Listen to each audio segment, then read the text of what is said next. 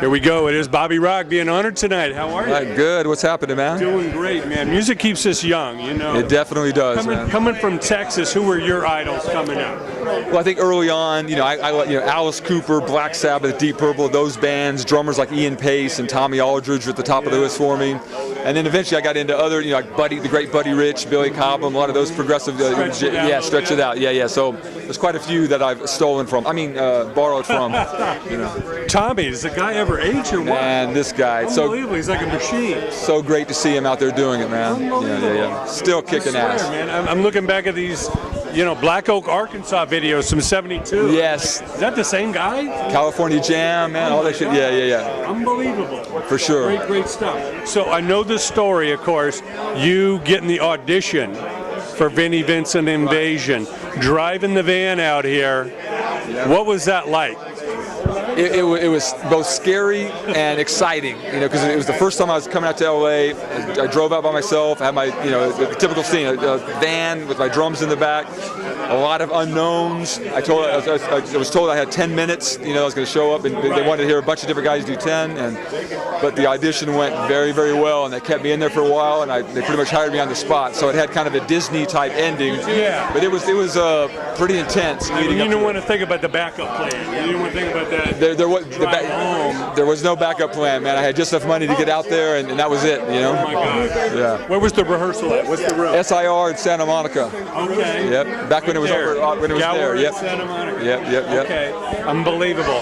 Now, obviously, this was the heyday. Him coming out of Kiss. MTV is starting up. Yep. What was your best memories of that era, playing with the band, like going from playing in the bars in Texas to now all of a sudden you're on the big stage? Well, man, the first tour we did was opening for Alice Cooper, who was kind of like my boyhood idol. So I think the third show was right around Halloween. Actually, it was the night before and the night of Halloween at Joe Louis Arena in Detroit, which is Alice's hometown. So that was just Who's in Alice's band back then?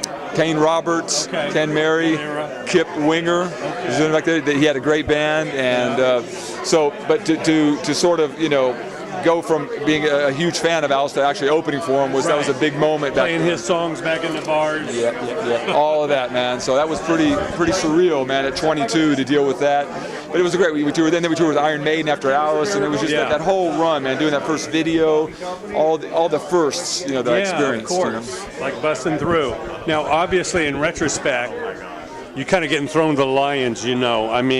Obviously, Vinnie had his whole trip coming out of Kiss. He had his, axe to burn, whatever that was, In retrospect, what did you think?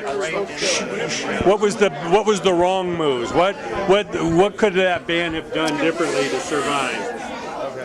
I don't know that anything could have been done differently, to be honest. I think Vinnie had a very clear idea, and fair enough. It was his band.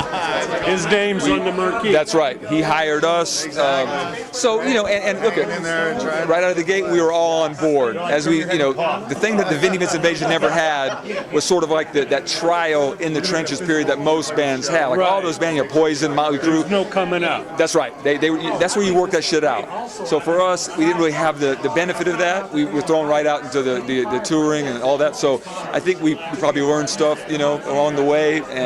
But it kind of was what it was. Yeah. And in retrospect, there's a lot of things you can say, man. Your hand wasn't on the steering wheel, so you really didn't have to say. Yeah. But it was a great experience, and I say all the arduous stuff we dealt with, I don't regret it, man, because every gig I've had since then has been easy, man.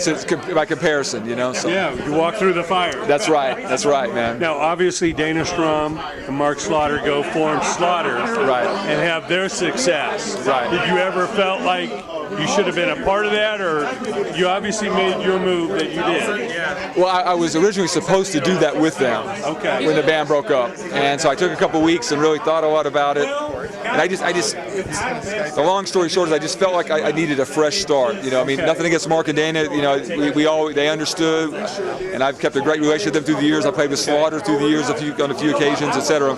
But I just felt like, man, I just wanted to do a fresh start. Now, I wound up playing with Nelson, but the Slaughter record came out like 6 months early. And of course, when I saw that shit blow up, I was like, oh man, you know, I had that thought a couple times.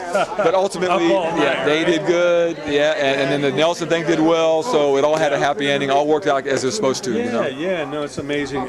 All you guys are still rocking. Right That's on, what's man, amazing. sure. Yep. Vince Neil's out here with Dana and the boys in a minute, you know. Cool. Now, obviously Nelson, the sons of the legendary Ricky Nelson, who's from this area, living out here, you know. What was your greatest takeaway from playing with the boys?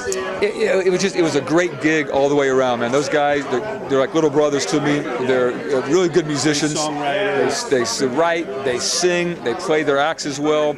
I had really nothing but good memories and a great experience with them, man. They were doing what they wanted to do. They really were. Follow on they were very authentic, and I think in retrospect nothing could be done about it. The only issue was there was no place to put us. I think by default we wound up like, you know, with the White Snakes and Warrants and Slaughters of the world, but we weren't really that a metal band. But then we were heavier than like, you know, more of like a mainstream Journey or rock type thing. So we kind of had it. Plus they had the young girl appeal, which kind of complicated things. So it was its own special thing, man, and we made the best of it, I think, you know. Yeah, no, it was a good run, which brings us to the Queen, Rita. Right. Now, I go way back to the Runaways times and all that, and I mean, coming through that fire of being a teenager here in LA and playing the whiskey and just the scrutiny of being a girl. Right. Back then it was like, oh, they're probably not playing their instruments. There's probably a guy behind the curtain playing that guitar. Right. I mean, she's proven everybody wrong. She really has, You man. know, what a soldier. She really is, and she has retained that fire through all these years. And you see that shit flare up from time to time in a good way, in a constructive way, when it has to. And that's the thing, her determination through the years to just ignore everybody and do her thing, man, is part of her essence even to this day. So it's great to work with her, man. She's a fucking icon. Yeah. And, you know, when she plays, man, you know she's playing. She has a certain feel. It could be the same person playing her guitar through her amp. The way she plays, man, is very unique under her real sound. Deal, you know, and we love her for that. And I know there's a new album coming, and of course you got your books, you know. Right. How many books you got out now? 9.